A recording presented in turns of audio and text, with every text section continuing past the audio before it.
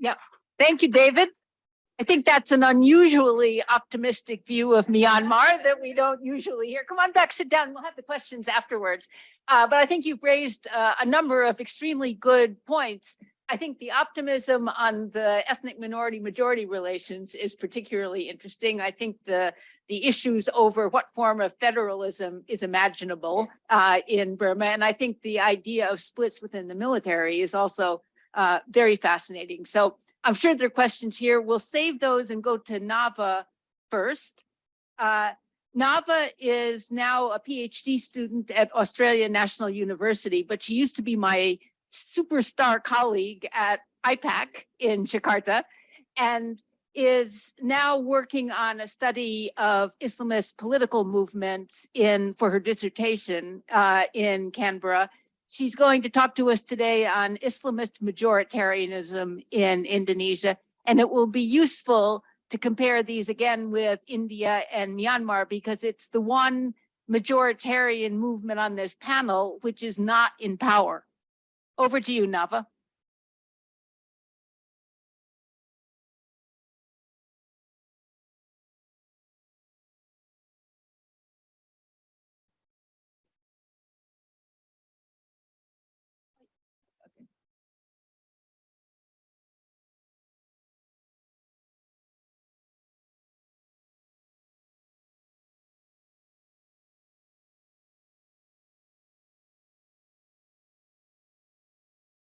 Inviting me here again.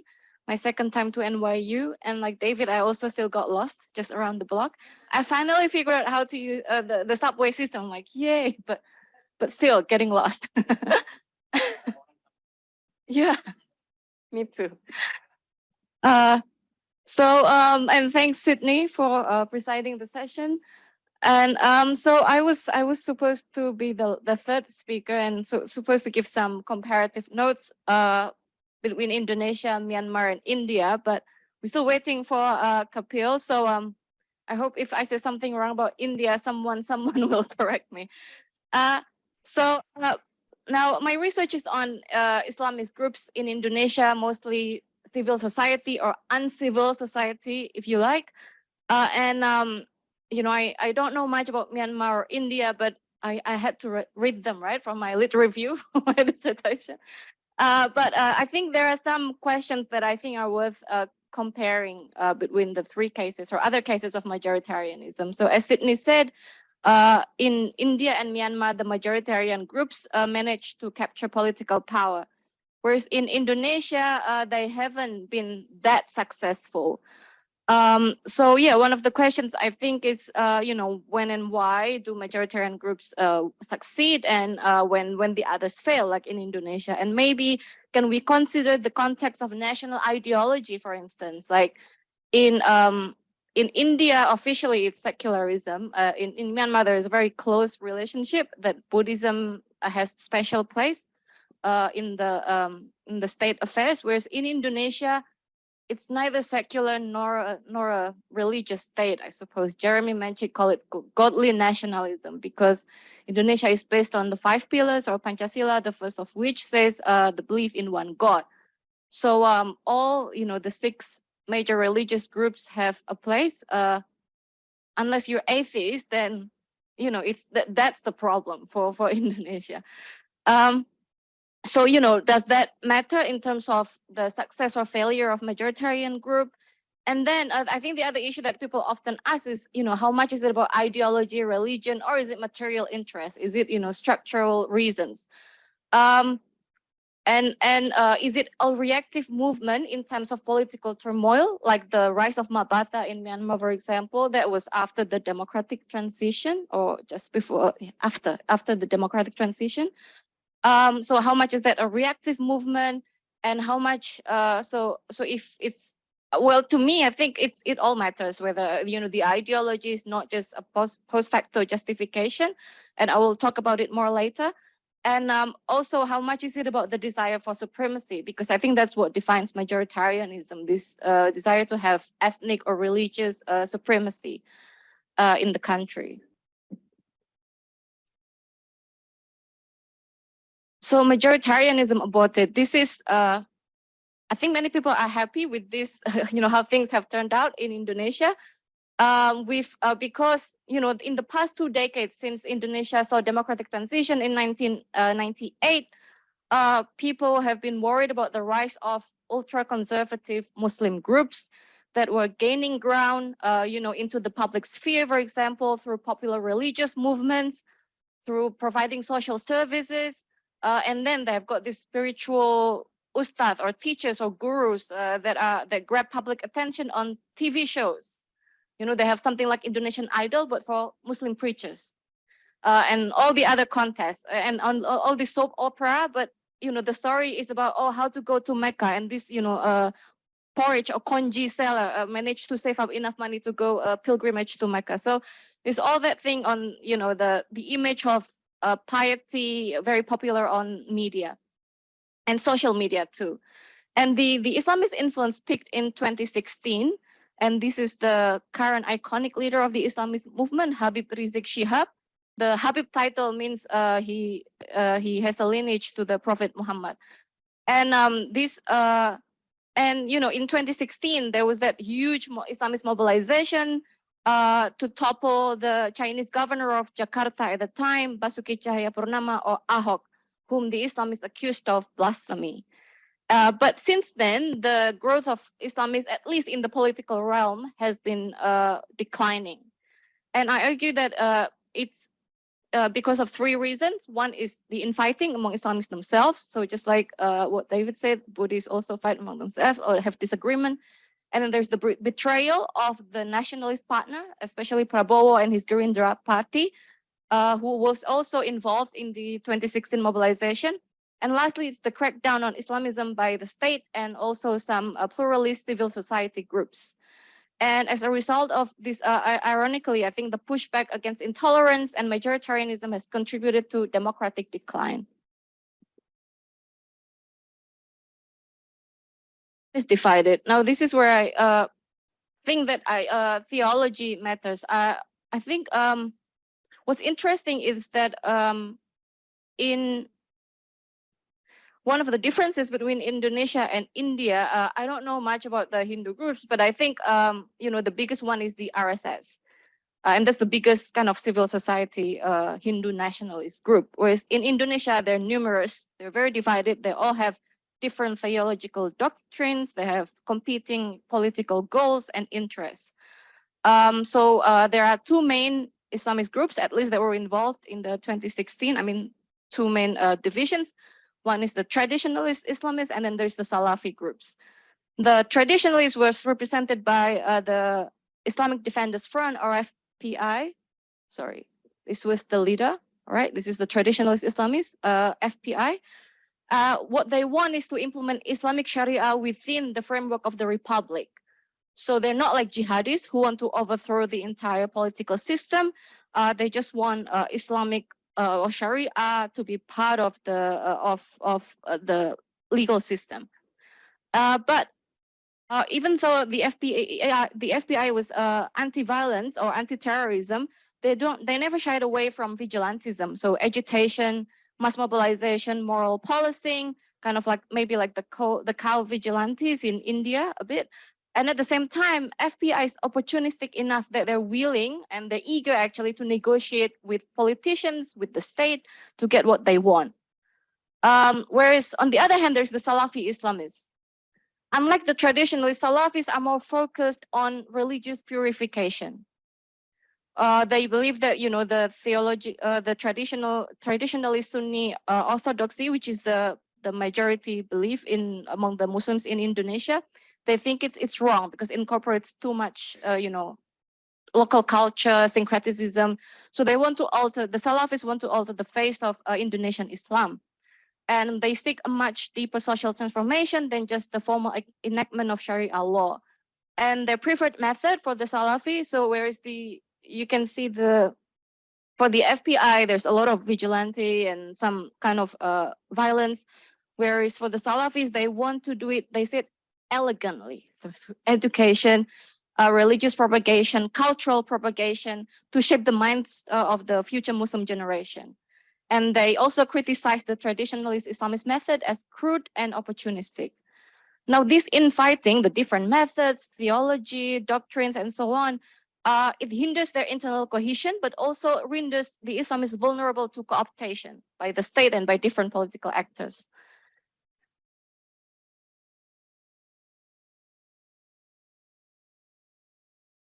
All right, so that's one thing. Islamists were divided. And then the other reason why I think they haven't managed to win in Indonesia is that they had this fragile alliance with the nationalists. So I think the question that I want to ask about India, I think, how did RSS manage to build such a cohesive party movement like the BJP?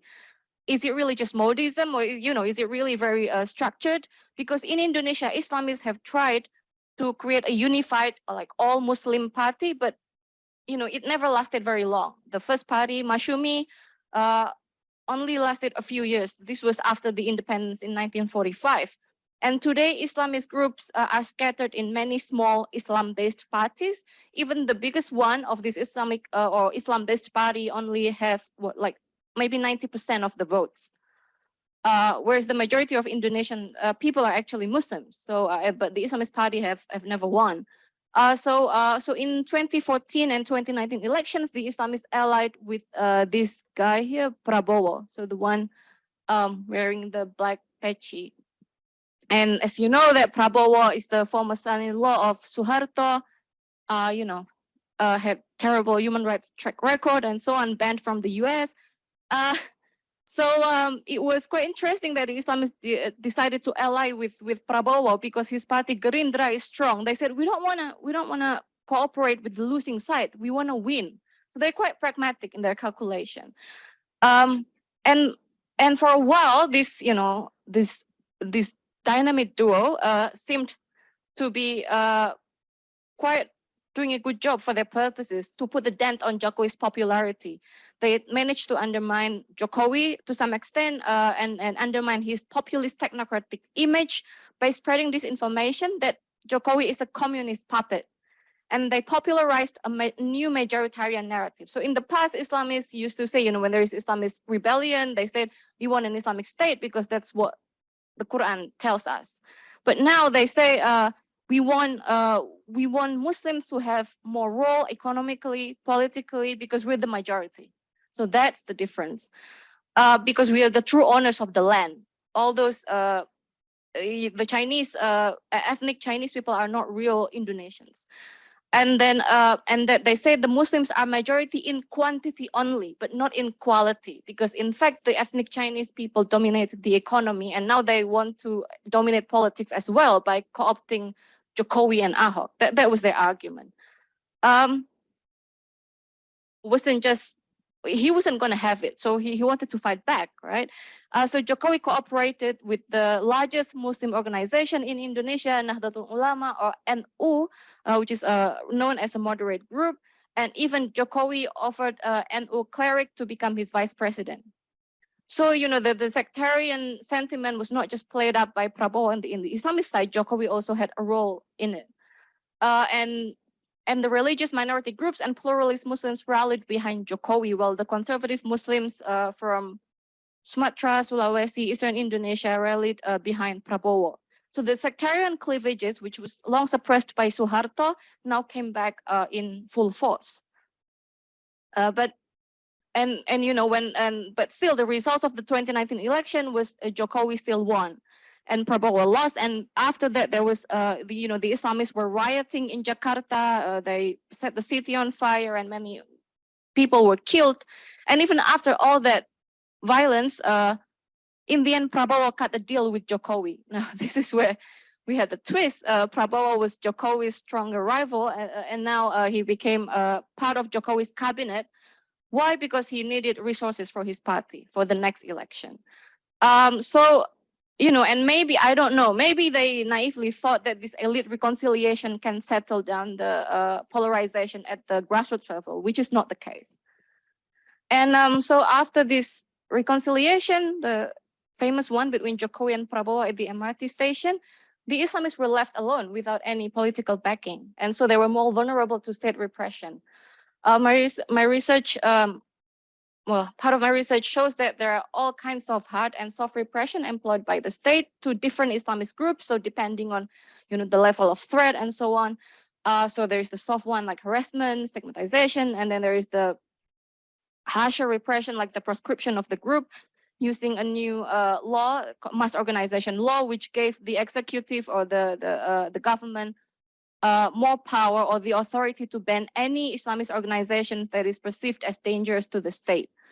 And then there's the extrajudicial killing as well of 6 ex-FBI leaders. And it is this kind of persecution that motivates Islamists to continue their resistance.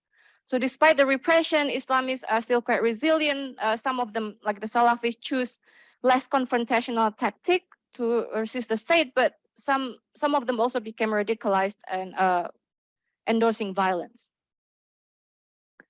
Almost done. Okay. And the crackdown on the Islamists was not only conducted by the state, but also by some civil society groups. Not just NU, other more pluralist groups also involved. There are, of course, positive sides of this pluralist fighting back. Of course, that's what you want. In some of the countries that have democratic decline, there's progressive groups, civil society that try to reclaim inclusive liberalism, democracy for themselves. But in Indonesia, there's a positive side, of course. This anti-radicalism policy by the Jokowi government empowers pluralist Muslims and religious minority groups to demand the abolition of discriminatory regulations. For example, like the mandatory headscarf in public schools. But the negative, we also have the negative impact, which is some of the methods are kind of borderline vigilantism, like using paramilitary forces to intimidate and disrupt Islamist events. And then some pluralists, like social media influencers, also have created their own hate speech factory to spread anti-Arab xenophobia, that kind of stuff. So religious moderation, and beside of this crackdown, there is also kind of a positive, I don't know, maybe a positive way that the government tried to counter the Islamism and conservatism is the government also has religious moderation program to kind of socially engineer, what is the correct expression of Islam in Indonesia. And I think this is something quite recent because in the past, Suharto was just, didn't tolerate Islam. But now the state actually wants to promote, good Islam. And so this has that kind of good Muslim, bad Muslim stuff. So last one. Right, so the crackdown, as we know, there is a pushback against conservatism, but does it mean that democracy is now saved, is rescued? Well, not necessarily. So Jokowi's anti-radicalism policy, I think, also contributed to the broader trends of declining civic freedom, and it fits the broader patterns of intimidation and suppression against human rights activists, journalists, and even artists. So there was this debacle about this graffiti that 404 not found. So it became viral on social media. It was a critique to Jokowi's way of handling the COVID, the economy, and everything. And actually, the police tried to hunt down the artist that made that graffiti. And he didn't get end up arrested because there is huge backlash against it. But now there is this another graffiti. This is near where I lived in Jakarta. It says, "Thank you, Mr. President, for protecting our freedom of expression."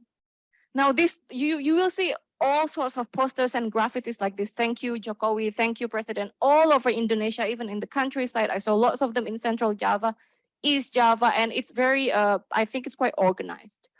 And this is what some, activists have tried to critique. There's the shrinking civic space and so on.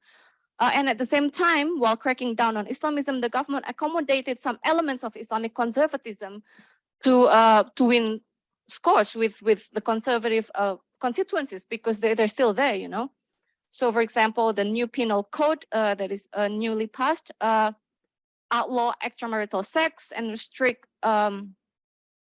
sex education, LGBT rights, and so on, and also atheism, which is often confused with Marxism. So it indicates that the government has weaponized anti-radicalism policy to silence its Islamist opponents and other detractors rather than genuinely challenge conservative values. So I'll leave it at that and looking forward to more discussion. Thank you.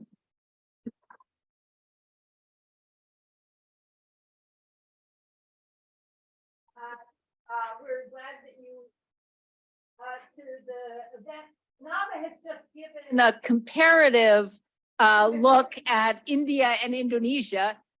Indonesia comes across as a lot better than India, still with problems, but we're looking to you to tell us how bad it really is. Kapil is the author of A Malevolent Republic, a best-selling book recommended by The Economist and the Financial Times and many others, and is a very articulate and trenchant critic of the Modi government. So over to you. Thank you. Can you hear me? Yes. Well, I couldn't navigate the streets of New York, so I don't know if I can quite explain India to all of you. That's a huge task. Forgive me for being late. I got lost on the way here. I missed Nava's presentation, but I was fortunate enough to listen to her yesterday at the CFR, and that was very enlightening. I'll just put these down.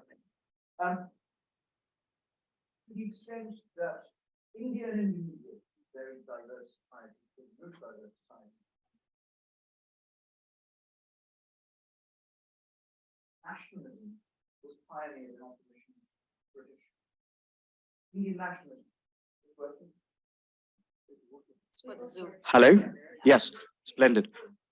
Right, okay. So Indian nationalism was a response to British colonialism.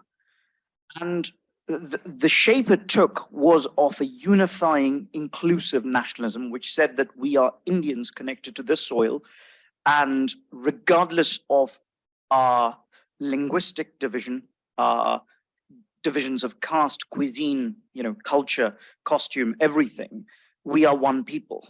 And the divisions that exist among us are artificial. They were created and entrenched by the British. The movement that pioneered Indian nationalism was the Congress Party, which was a broad tent party within which Hindu nationalists existed as a pressure group, effectively. And they didn't really have much of an audience. It is only with the arrival of the Muslim League, which was the other side of the coin, which was a Muslim nationalist organization. Once they succeeded in planting the idea that Muslims and Hindus were two separate, immiscible nations that couldn't live together, that's when Hindu nationalists got an audience. Once Pakistan had been created as a state for India's Muslims, the Hindu nationalists argued that what was left behind was logically a state for India's Hindus. But Nehru, the inaugural Prime Minister of India, rejected that idea. And he said India will never become a Hindu Pakistan. So India gave itself a secular constitution. And Hindu nationalists assassinated Mahatma Gandhi, the leader of the Congress Party and the father of the freedom movement. That assassination led to their proscription. They were driven out of the center of power for many decades.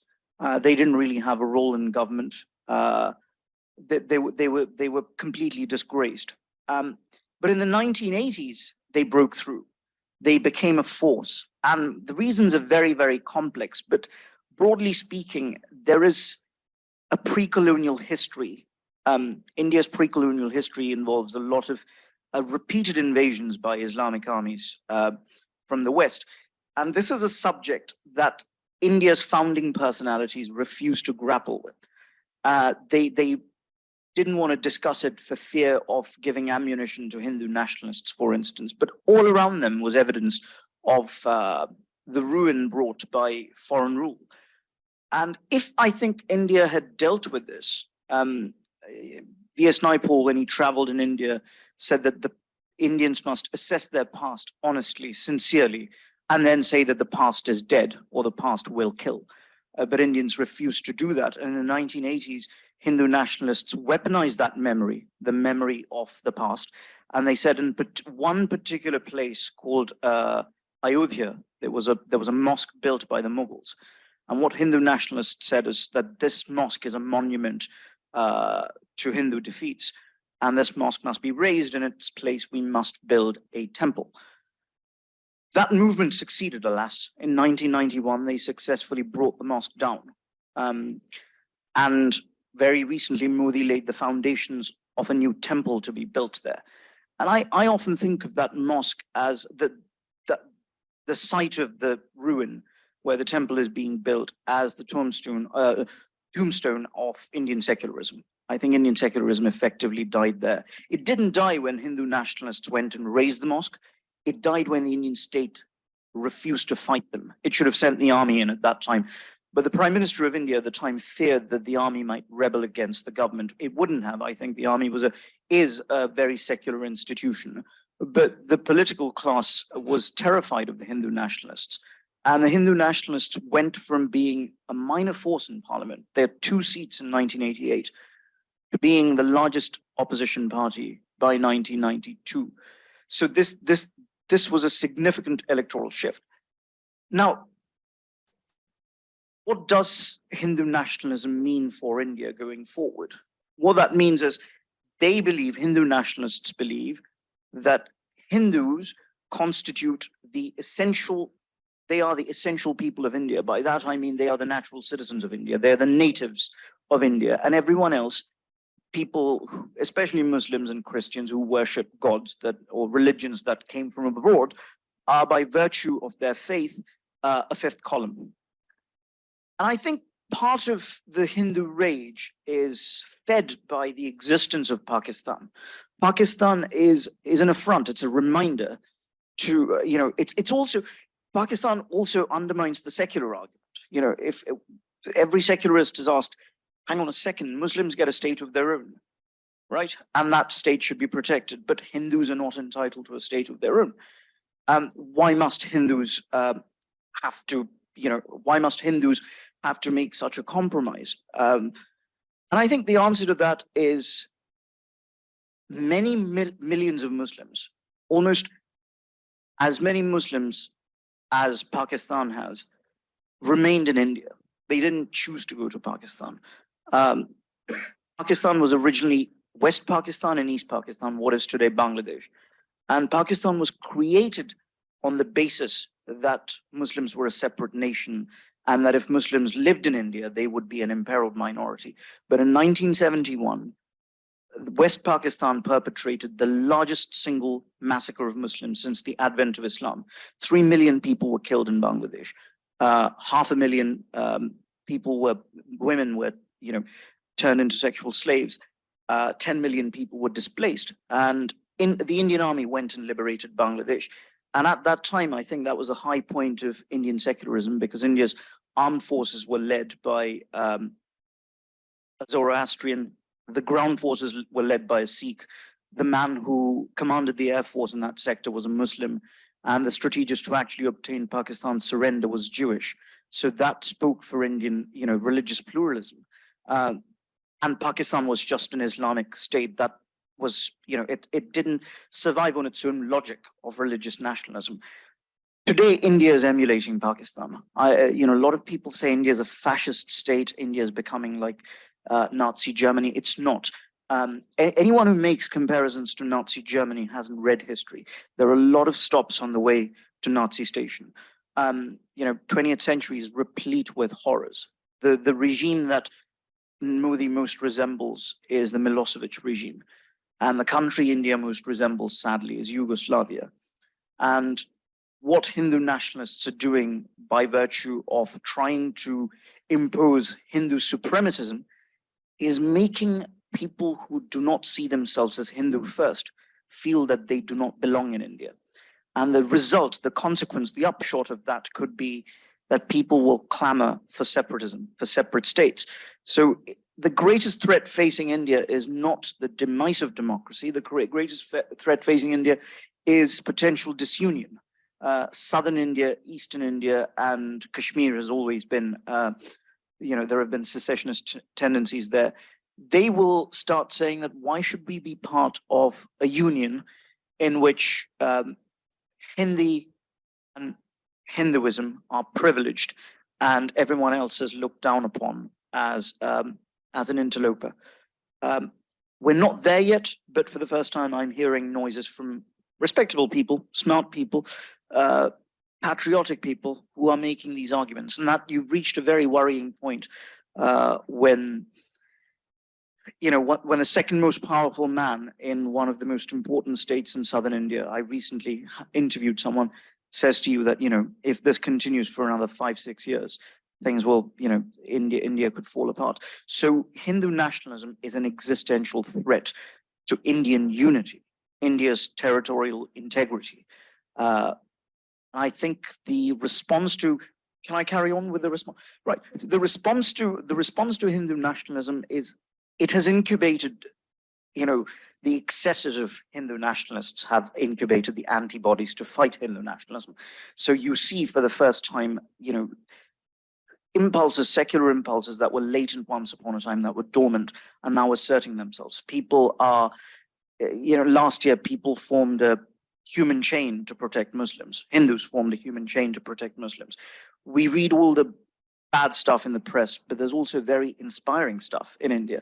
The overwhelming reality of India, which is a country of 1.3+ billion people, is not that Hindus are going out to massacre Muslims. It's that Hindus and Muslims and Christians and Sikhs and Jews and people of every other faith and no faith at all live together. That is the reality of India. And Modi is the aberration. I always remind people that Modi's party received 38% of the vote. That means 62% of Indians did not vote for the BJP. And within the 62%, if we can mobilize plurality, then Modi may not be defeated. He might not lose power, but if he's forced to share power, he's never shared power in his life. Hindu nationalism, ceases to carry the sharpness if he's forced to share power. The other way in which I think Modi is being undermined is by ordinary Indians. I'll give you one example of this. This is truly the most inspiring example. In 2019, the Prime Minister sought to disfigure Indian secularism by making an amendment to the citizenship law and trying to introduce a stealth test of religion for citizenship. And the opposition couldn't defeat him in parliament because he has a substantial majority there. And it fell to the ordinary people of India to fight back. And it is the Muslim women of Delhi. These were 70-year-old women. I went to Delhi and spent time with them. They staged a sit-in. Their holy book was the Constitution of India. Their standard was the flag of India. And their song was the national anthem. And these people forced the Prime Minister to, even though the law has passed, it hasn't been notified by the government. The NRC, the National Register of Citizens, which together would have created a stealth religious test of nationalism, hasn't been notified. It hasn't come into effect. And Hindus and Muslims came together to read the preamble of the Indian Constitution saying, we the people of India, give ourselves a secular constitution. It was a very inspiring moment. So, and then after that, there was a second protest. I don't know if you followed this. An overwhelming majority of Sikh protesters from Punjab forced the Prime Minister to revoke amendments to farming laws. Wherever you stood on that, it was quite an inspiring thing to see. Ordinary Indians demonstrating against this formidable government and forcing it to change its view. That was a triumph of democracy. The American journalist Norman Cousins once asked Nehru, the founding Prime Minister of India, what is your legacy? And Nehru said, I hope my legacy is 400 million Indians capable of self-government. And that was an example of, democracy in action, ordinary people going and fighting the government. So I think the idea of democratic self-dignity has percolated into the marrows of Indian people, and they are performing the role abdicated by the opposition. India's tragedy, as I said yesterday, is not the presence of a strongman leader. India has endured that before. It's the absence of an opposition, and it's ordinary Indians who are playing that role. So the paradox of Indian democracy right now with the rise of Hindu nationalism is that it is simultaneously the site of institutional decay of democracy, but it's also at the same time the setting for civic reclamation of democracy by ordinary people. I hope that.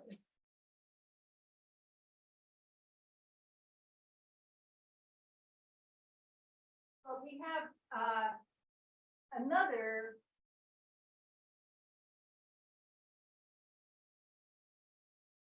depressing picture overall. So with that, let's open it to questions. Identify yourself and say who the question is directed toward. Thank you. Microphone, right? Maybe you can stand back. Hi, David.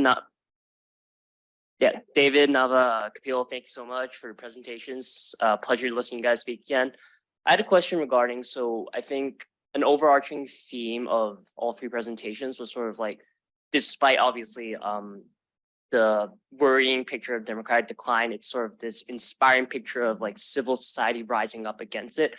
However, I do want to ask, like, to what extent do we see civil society being effective enough to not only stop democratic erosion, but sort of like push the scale back, like swing the pendulum back towards democratic retrenchment, considering the fact that institutional erosion has occurred like quite significantly in all three countries. So I was just wondering how much change can civil society affect, given the fact that so many of the foundations of democracy itself have already fallen. Thank you, Conrad. And why don't we have David, Nava, and Kapil answer the question in that order on is civil to reverse the trend. You. And speak into a microphone. I have two microphones. Thank you. Thank you. Well, that's a good question. What's your name again? Conrad. Comrade. Thank you, Comrade. Well, I mean, in Myanmar, there's a unity, of course. There's also divided among each other because Myanmar is religiously and ethnically the second most diverse nation in Southeast Asia, right after Indonesia. There are 135 ethnic groups according to the government. There could be more than that. We have to do a research in the future. So it's a very diverse. And whether the civil society is strong enough to restore this democracy, at this point, I would say so. I think it's strong enough. But the question is how soon, I don't know.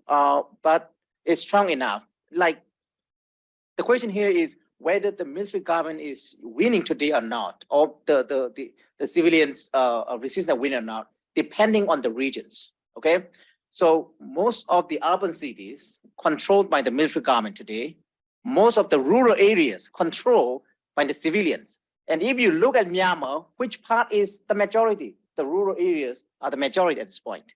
So I think they are strong enough to restore democracy. But again, I don't know how soon it is.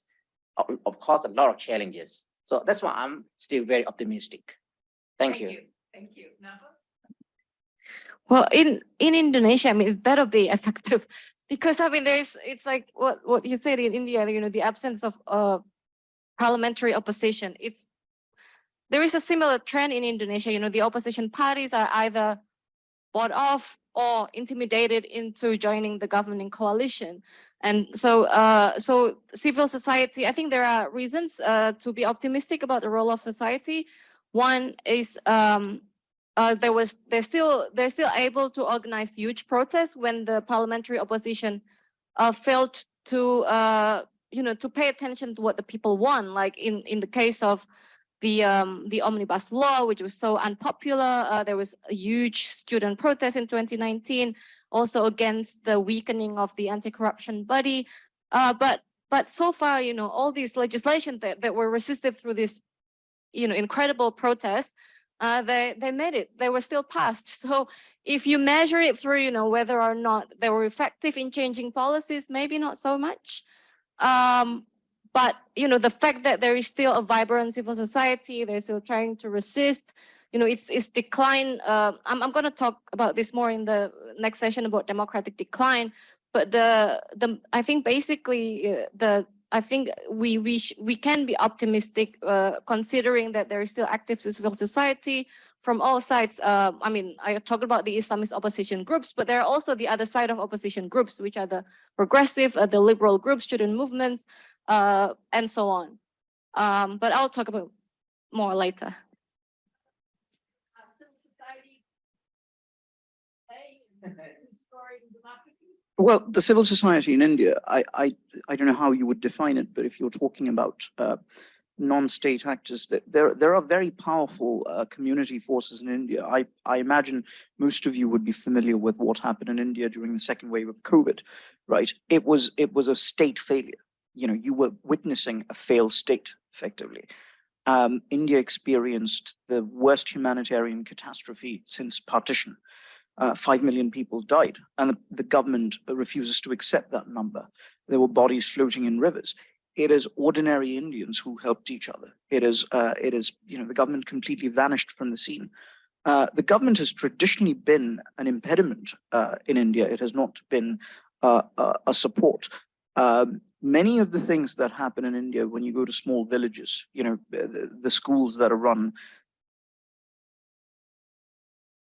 it is communities that come together to fight them. And also you ought to be familiar with the caste system in India, right? Caste is a huge, it's a glue that holds communities together in India, but it also pits them against each other. But that's another bonding ingredient in India. So it is civil society is tremendously powerful in India. It's not always a good thing that the civil society is powerful, because civil society often applies pressure on things that are absolutely essential. For instance, you might have a public works project which is fundamental to improving the livelihoods of Indians, and civil society will put such pressure that the government, you know, it takes 3 decades for a dam to be built. It can take a decade for an airport to be built. That is the other side, that is the negative side. But right now, yes, the civil society is strong, and we need it to be strong in order to fight this government. Anybody want to challenge optimism?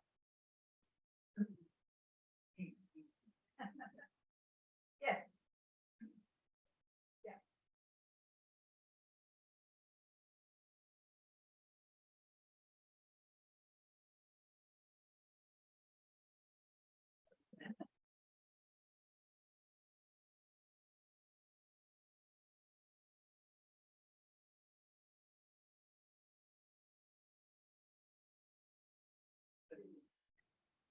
There we go. All right, wonderful. I'll just challenge the optimism, because that's kind of how I do things. I'm Mark. I work here at Wagner on Sherry's team. So I understand the optimism about civil society, but, like, you know, sort of comparing it to what I would know, which is more the US situation, there's a very strong opposition to the democratic decline here. I would say the majority of people are against the sort of rights that are being stripped away, especially at the state level. The majority of people, you know, Donald Trump, for example, never got the majority of the vote, and yet the decline still happens. The Supreme Court is further right than it's ever been. The Dobbs decision, there's nothing we can do, even though there were tens of millions of people protesting afterwards. And so I'm wondering if, like, yes, there are concrete examples of civil society standing up, but is that enough to stop the institutions that are changing? Short answer from each one of you. So basically, Essentially, like, yes, if there is a strong civil society that is opposing the changes that are happening, is that sufficient to stop the actual change of institutions? Because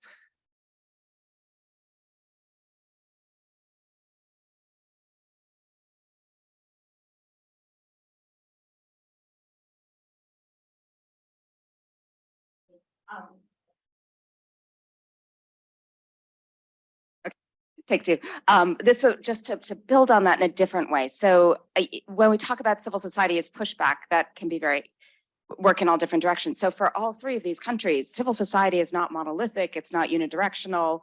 And so we talk about the sort of progressive, these are the ones you're talking about, forces within civil society. But to take, for instance, Myanmar as an example, there are two broad scope issues to caricature this a bit.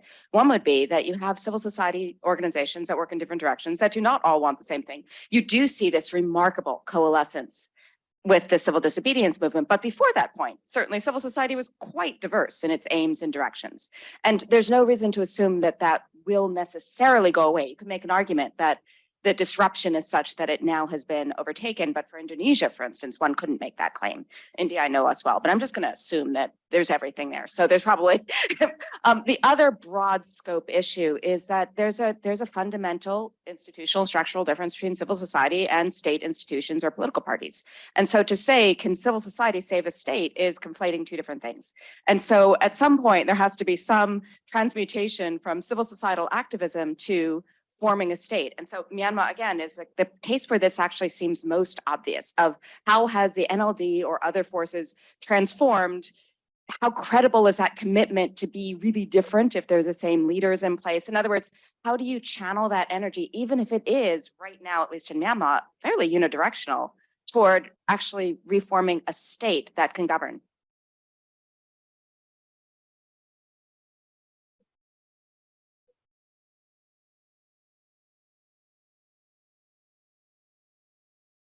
Hello? Yes. So that was a really excellent question, madam. Thank you. Yes, I often am terrified by the demands of civil society, right? In India, it is the civil society that demanded the destruction of a mosque. It is the civil society that fights against the inclusion of lower castes into, or the so-called quote unquote untouchables access to temples. It is really, Indian democracy is a non-violent civil war every single day. And governing India is a very, very, very difficult task. And will all of, India is 28 languages, 29 states. Do all of these people want the same thing, to take out Modi? I doubt that. I seriously doubt that. A substantial number of people, a minority, a substantial number of people probably want Modi to perpetuate Modi's rule, want to prolong it. So I'm not going to look solely to the civil society, but the civil society, and that's a difficult term again. Civil society will play an important role in safeguarding or fighting back against the government, as it did in the two instances that I highlighted, particularly in India. But it's ultimately Indian institutions that need to rebound. And institutions are only as good as the people who man them. The judiciary, especially, the setbacks in the Indian judiciary have been depressing over the past half decade. But now we've got a new Chief Justice. So I'll give you one example of this. There was a gay lawyer appointed to a court as a judge, and another lawyer whose partner is a foreign national, and the Intelligence Bureau put together files on them and recommended that they not be made judges. And the government refused to make them judges because this man is gay and the other person has a foreign partner. And the new Chief Justice of the Supreme Court fought back. He said, no, they will be made judges. This is our decision. So the government leaked the files on them. So there is, again, a sort of a war of attrition between the executive and the judiciary. And the executive, mercifully, is elected by the people. So coming back to your point, sir, about, the executive here is elected by the people. And I think, by and large, the Indian electorate it looks like the Indian electorate in the coming election. I can't give you a solid answer, but it looks, I don't want to tempt fate, but it looks like the Prime Minister may struggle a little this time. Again, I don't have, your questions were so well put. I don't have an answer to it in the way that I can only make a series of observations. I can't rebut your point. electorate, because I think the good thing about especially Indonesia and India is that you have the possibility of change through elections still, unfortunately. Yeah. No, Yeah. not yet. Okay. But I'm still.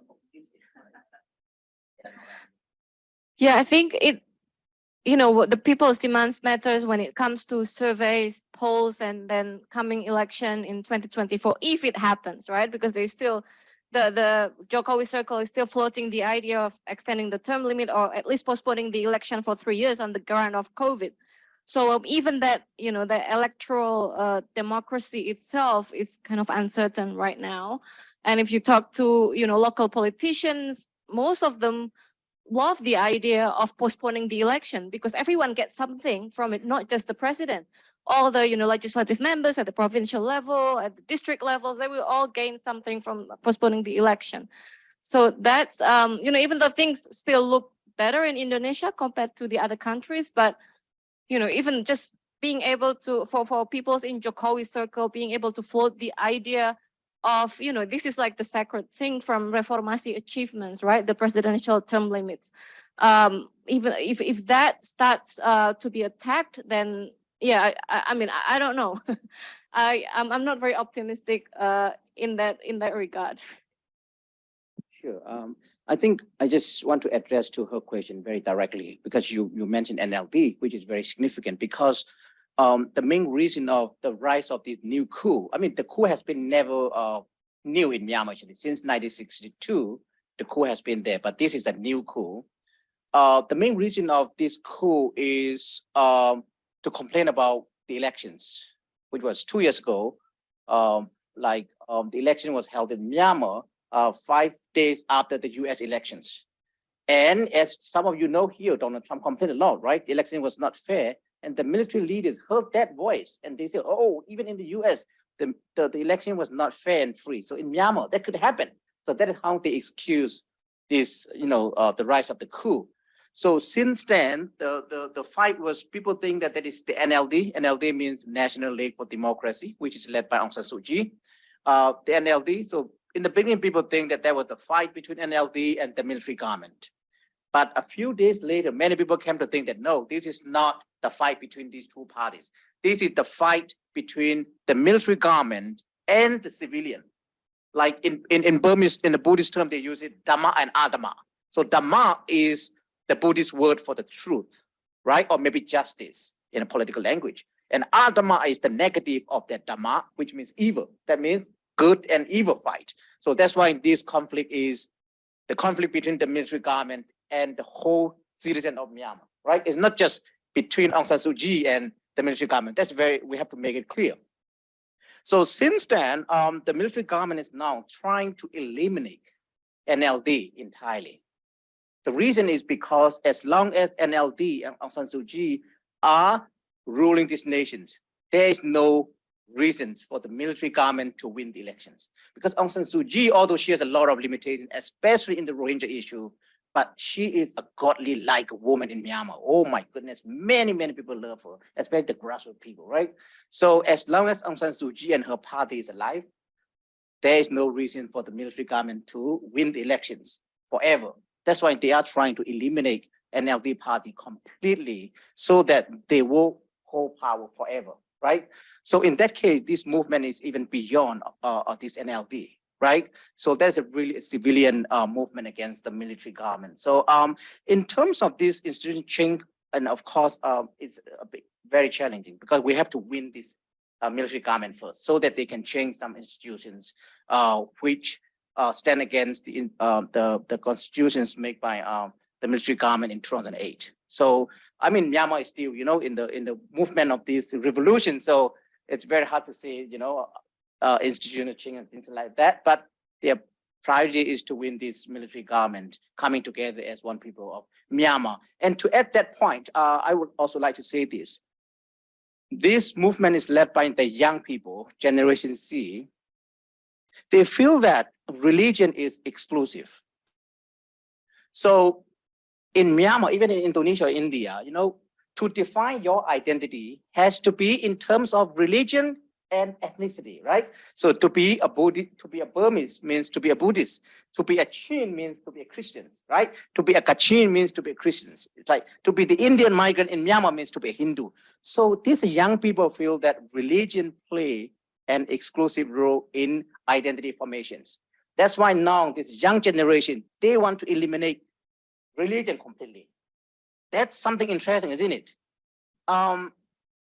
So in that case, that seems to be kind of like secularized movement, in my view, because I'm a religious scholar, I'm really interested in religious study.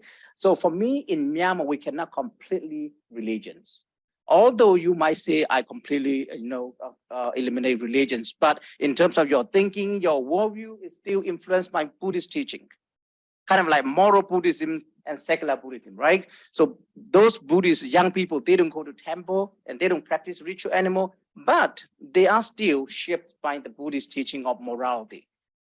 They don't look to the future, right? What you're doing is important for your future in like kind of like going to what they call it, nirvana and things like that. They are not expecting that kind of thing. For them is the fight between evil and good, like kind of like a moral way of thinking religions without eliminating the religious concept completely. So that is something very interesting in Myanmar. And so please try to look forward to their movement. Other questions? Anybody interested in the religious institutions? Anne-Marie, you have a question? On religious institutions, but on this issue of liberal ideas, right? I mean, the basic of liberal civic values is all people are created equal, right? Before the law, etc. You mentioned the caste system. You talked about oligarchs in Indonesia, and obviously in Buddhists, it's all hierarchical, right? Where you ended up is a function of your karma and your past life. So it raises this question that I understand is a big one about how do you really reconcile these religions that seek to mobilize support in the Hindi, in the majoritarian case in Indonesia, on the basis of group identity with it? Because your last comment, David, was religion's not what the young generation wants. And so then the question is, well, what are they going to want? I mean, do you see the prospect for the kind of traditional commitment to sanctity of the individuals, individual civil and political rights that in theory, in democratic theory, is supposed to be the biggest ideology that all people commit to. And that's why you can have in a good secular democracy, a Hindu Democrat, a Muslim Democrat, an Irish American, whatever. So is there hope that's what might come after religion as a unifying force might be civic identity? I'm curious about that. If you're asking David, there's always hope. Well, now let her start, right? Because Okay. yeah, you start.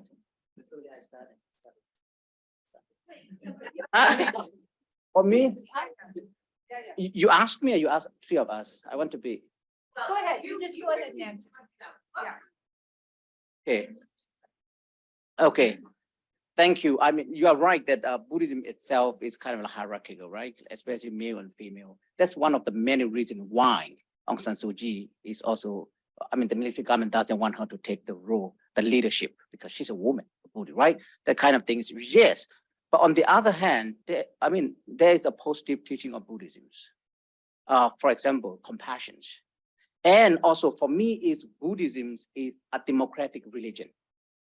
Especially this is helpful. Some people challenge me when I presented it at the Hamburg University in Germany. They say, well, we don't think so. But for me, in order to overcome Buddhist nationalism, we have to provide alternate solutions for transforming Buddhism itself. Because if we still use American way of democracy, German way of democracy, Buddhist nationalists still believe that this is the Western way of democracy. They don't want that. In order to apply Western way of democracy, we still need to use a religious source. So for me, Buddhism is democratic religions. First, Buddhism respect for human rights, like individual rights. Buddhism's respect for your own struggle. They don't expect others external savior. You have to work for your own work. Kind of like this is respecting for your individual rights, isn't it? And of course, compassion is very foundational in Buddhist teaching. So that's why for me, Buddhism has a democratic principles in terms of this moral teaching. So if they really apply Buddhist teaching correctly, I think that Buddhism could shape a moral vision of democracy in the future. And of course, if we apply all the religions morally or ethically, I think they are really focused on this human rights and human flourishings. And of course, monotheistic religion, Christianity and Islam and Judaism is a little bit more on this monotheistic, between God and humans. But those Buddhism is a really humanistic, compassion and peace meditations. If we apply Buddhism rightly, and of course, there's democratic principle that we could draw from in the future. I'm not a Buddhist, but I deeply admire and respect the moral teaching of Buddhism actually. Yeah, so that is how I would appreciate Buddhist teaching in order to transform Buddhist nationalist people, saying that, well, I respect your religion, in fact, but the way you practice nationalism is wrong morally. So this is how I'm trying to, in the future, I hope I will share a panel with those Buddhist nationalist people in a nice way. I really want to transform them. That is how I would approach the religion. Yeah, thank you. I think one of the issues that's come up, you raised it, Nava, and I think it affects the other two countries as well, is that as these nationalist movements have grown, there's been an effort to try and persuade the state both to enforce their idea of orthodoxy and their vision of morality. And I wonder whether the effort in this regard is likely to deepen over time, whether there are efforts to resist this, also in India as well, the degree to which the state is the enforcer both of orthodoxy and morality, and whether this is also likely to change. Maybe start with Nava, go to Kapil, and then we can come back. Yeah, I don't think that's going to change because Henry, you said, it should be, the idea should be that citizenship, all this, equality before the law should come first. But in Indonesia, I want to be proven wrong, but I think it's pluralism comes first, and then democracy second, and then maybe liberalism number 10 or something. That's in that order. When Pancasila, when the founding fathers of the nation changed the first pillar of Pancasila from the belief in one God with the obligation to implement Sharia for its adherents. When that was changed by abolishing the reference to Sharia, the main consideration was the minority religious groups, not democracy, not secularism. So I think that's still, and the fear that drives civil society movement right now against Islamism is that fear of losing their rights to practice other kinds of religions, except if you come from the minority Islamic sects, then you don't have freedom of religion. So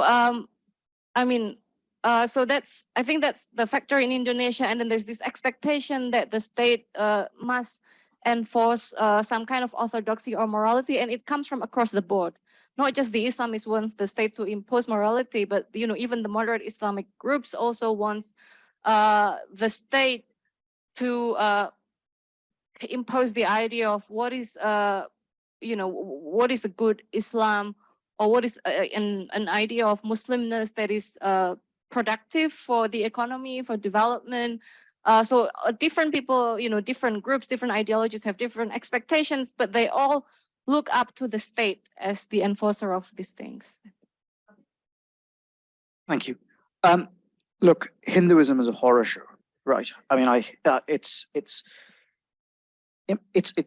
my faith. I was born into it. But imagine a faith which tells you that a substantial segment of humanity are just untouchable.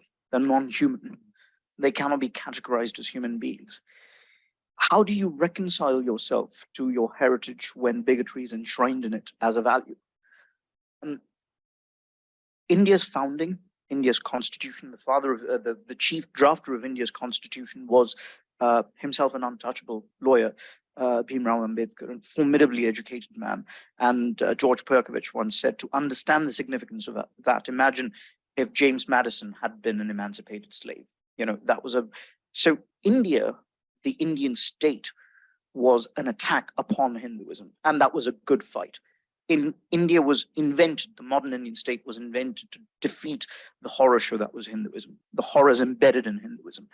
And I don't think the drafters went far enough because of resistance from the orthodoxy, but they achieved substantial reform within Hinduism. For instance, inheritance, marriage laws. It was a very regressive world, the world in which India was constituted. Now, within the Hindu nationalist right, there is resentment that the Indian state reformed Hinduism, but it won't touch Islam. For instance, Muslims have their own laws, their own personal laws, because the constitution left aside personal laws for them because it wanted to reassure them of their place in India, that you are secure in India. After partition, they felt very insecure. So Modi has been going after them. So what do you, as a liberal, as someone who respects individual rights, what position do you take? Do you oppose Modi's reform of Muslim personal laws, or do you say he shouldn't do that? And many Indian liberals perform intellectual gymnastics. They say, no, we must preserve laws where a Muslim man can divorce his wife by saying divorce 3 times, where a Muslim woman is not entitled to alimony. Where, personal laws exist for, if you're a Hindu wishing to marry a Muslim woman, you must perform a special marriage. He wants to remove that. So is that taking India in the right direction or the wrong direction? These are questions we ought to ask ourselves. And we shouldn't oppose everything he's doing, even if his motivation is wrong.